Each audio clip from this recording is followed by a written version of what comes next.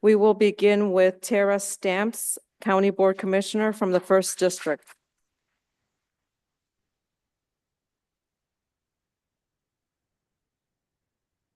Good evening. I'm Cook County Commissioner Tara Stamps of the 1st District. And what I am so saddened by is that Chicago is comfortable with practicing educational apartheid. From Willis Wagons to the strike of 1963, to the closure of 50 schools. I'm here to say that old keys will not open new doors. Pedro Martinez was entrusted with the leadership of CPS to bring stability to our schools.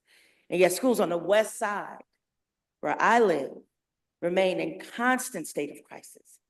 How can we talk about stability when our schools continue to face chronic underfunding, crumbling infrastructure, a lack of resources for students and educators? And CPS knows how to do school. They just don't know how to do school when it's in Black neighborhoods. How can we be in the same district, and it's the tale of two districts, where on one part of town, we have some of the top graded schools in the nation.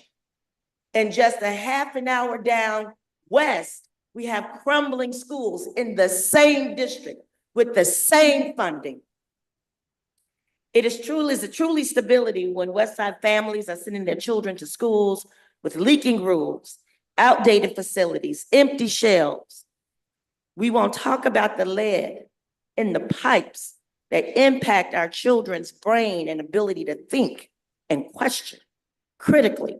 Stability isn't about maintaining the status quo, it's about addressing the root causes of inequity in our school system.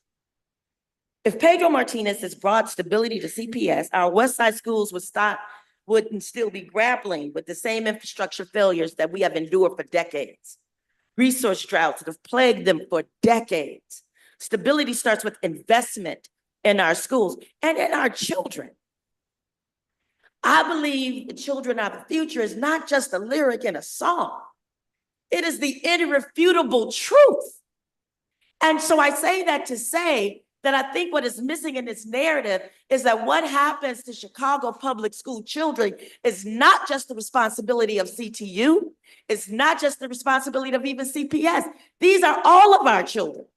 So when their lives are at stake and hanging in a balance based on the disinvestment, it is everyone's responsibility. West Side schools are in desperate need of infrastructure improvements, from broken HVAC systems to buildings with unsafe conditions. These schools are a reflection of CPS's neglectful leadership. How can we ask students to succeed when their learning environment actively works against them? As many years ago, you know that environment, the way a building looks, smells, feels, whether it's too hot or too cold, impacts your ability to function and do your job properly. Please understand that is the same situation when our babies come into these classrooms.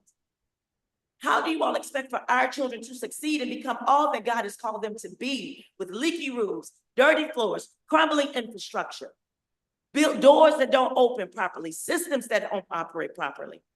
How can we claim to value education when we don't even provide safe and functioning spaces for our children to learn?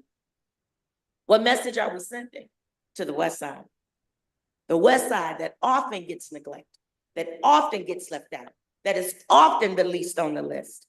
I am here to represent that West Side.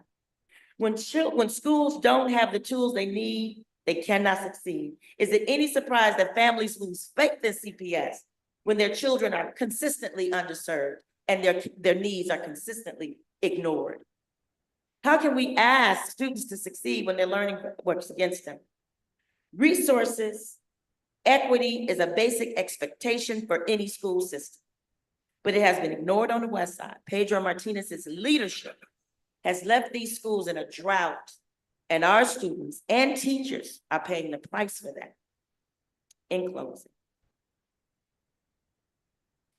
as someone who represents the West Side, I know the potential of our students. I know the dedication of our educators. What we lack isn't talent or drive or passion or seriousness. It's leadership that fights for our schools and our children, that You have 30 prioritizes seconds our remaining. children, that prioritizes our children, that prioritizes our children. Pedro Martinez has failed to bring stability, address infrastructure needs, or prioritize the West Side in any way. It is time for CPS to move forward with a leadership that understands the urgency of now, and that these challenges and these fights for the schools that our children deserve. Thank you for your comments.